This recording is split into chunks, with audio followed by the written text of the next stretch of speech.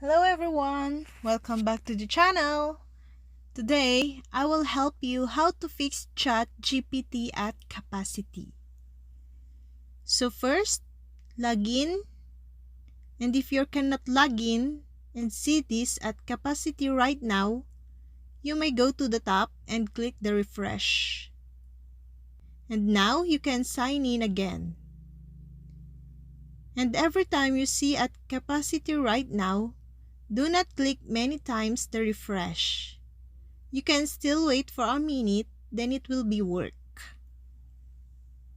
And if you see on the left side, due to our demand in our system, previous conversation station are temporarily unavailable.